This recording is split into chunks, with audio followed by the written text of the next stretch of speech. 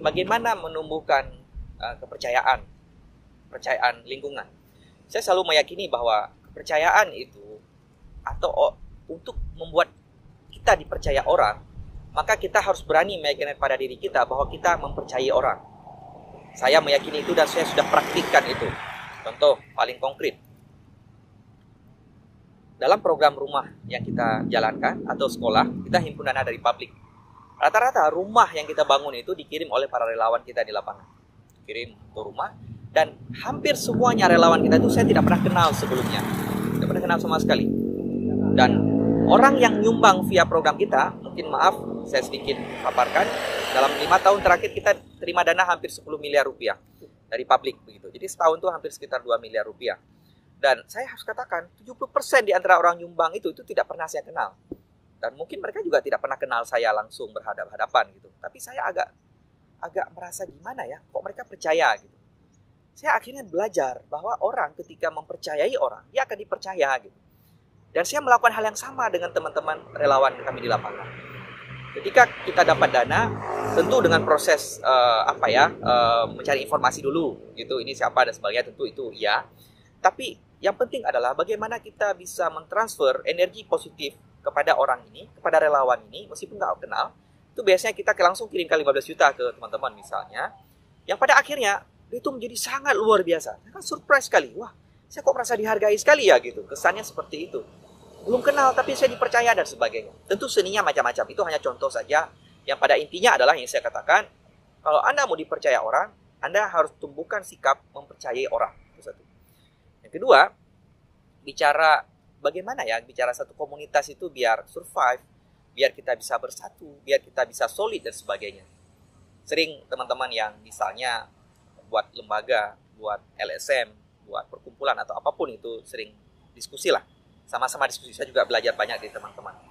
Nah, yang pertama kalau saya mau bertanya lagi, kalau ada yang buat komunitas atau apa, motivasi Anda buat komunitas itu apa? Itu paling penting sekali untuk dijawab dulu. Dan itu biasanya akan jujur ketika kita bertanya pada diri kita sendiri. Dan kita harus jujur dengan diri kita sendiri. Kira-kira kita mau ngapain di situ gitu. Kira-kira motivasi kita apa begitu. Apakah mungkin ya, dan segala motivasi saya pikir nggak salah gitu. Orang tentu punya punya orientasi masing-masing, punya kecenderungannya masing-masing gitu. Tapi bicara misalnya komunitas sosial, ya ada banyak hal yang mungkin kita harus bereskan dulu di awal gitu. Bahwa ini bicara suatu komunitas yang bicara pada tahap rasa begitu, tidak lagi bicara tahap rasa. Maksud saya begini, bahwa ini tidak lagi bicara hal-hal yang sifatnya material, yang terlalu material, bahwa Anda melakukan ini dibayar begini, tidak. Tapi pada tahap ketika Anda melakukan ini Anda senang gitu, hati Anda bahagia gitu, maksud saya. Hati Anda bahagia. Saya menyarankan kalau Anda temukan teman-teman yang seperti ini, ketika melakukan sesuatu, misalnya berbagi dengan orang, terus dia bahagia, itulah orang yang tepat gitu. Karena apa? Karena ketika misalnya bicara seperti ini praktis, ada orang punya hobi misalnya ke mall misalnya, dia keluarin uang untuk ke mall, dia naik isi bensin kendaraan, bayar, terus waktu di mall dia juga belanja makanan dan sebagainya, dia happy dengan mall. Ada orang yang mungkin dia senang ketika berkunjung ke panti jompo misalnya, yang disitu juga dia keluarkan uang gitu, tapi uang itu dia kan nggak kembali ke dia dalam bentuk material gitu ya. Tapi dia bahagia, dia merasa bahwa itu juga bagian dari hobi dia.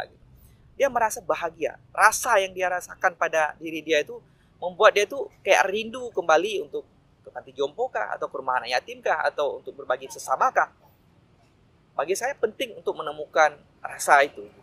Kalau Anda sudah menemukan rasa itu dan merasa terpaut dengan rasa itu mudah-mudahan apapun kondisinya, itu memang Anda tidak akan bisa nyaman malah kalau Anda tidak melakukan hal itu gitu.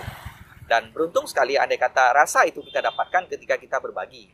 Ketika kita misalnya melakukan kegiatan-kegiatan yang bermanfaat untuk orang lain. Dan kita bahagia dengan itu. Dan saya meyakini sebenarnya seluruh atau semua manusia memang dari awalnya diinstal oleh Tuhan Yang Maha Kuasa, oleh Allah Yang Maha Esa. Itu memang seperti itu. Nah jadi misalnya saya kutip, nggak tahu saya ayat atau hadis misalnya, semua manusia itu cenderung kepada kehanifan gitu. Semua manusia itu kalau bicara lebih ini ada buku misal ESQ, buku ESQ Power dan sebagainya, banyak buku yang bercerita tentang ini. Ada buku David R. Hawkins, beberapa buku dia yang saya tahu juga bercerita tentang hal-hal seperti ini, bahwa di hati kita itu ada satu titik gitu, di mana sebenarnya itu ada potensi, di mana ada kalau Ari Ginanjar itu mengatakan titik Tuhan gitu ya, good spot gitu ya. Kalau Hawkins dia bercerita lebih teoretik lagi, begitu, melalui penelitian yang panjang segala macam. Tapi kalau saya ingin simplifikasi bahwa memang kita sebenarnya diinstal memang harusnya seperti itu gitu. Tapi apa yang membuat kita berubah begitu adalah ya tentu lingkungan kita misalnya. Tentu bacaan kita, pengalaman kita, dan apa yang kita alami, yang pada akhirnya kita merasa mungkin kehilangan kontrol atas diri kita, sehingga kita kehilangan diri kita yang sebenarnya, sehingga kita merasa nyaman dengan hal-hal yang sebenarnya kita tidak nyaman dengan itu. Nah, harusnya kita nyaman dengan apa yang diinstal dari awal. Dan itu, ya kalau bicara dalam teori yang lebih filosofi, ya memang manusia memang harusnya seperti itu kan gitu.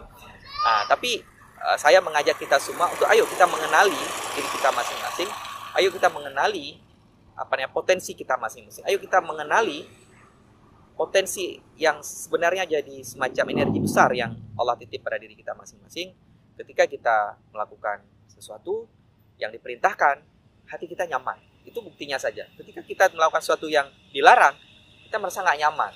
Tapi karena kita udah terlalu sering mungkin ketidaknyamanan, sehingga akhirnya jadi kayak ya biasa aja. Secara program berkelanjutan, saya meyakini bahwa kepercayaan itu akan didapatkan ketika kita, satu yang tadi, memberikan kepercayaan kepada orang, maka kita dipercaya sama orang.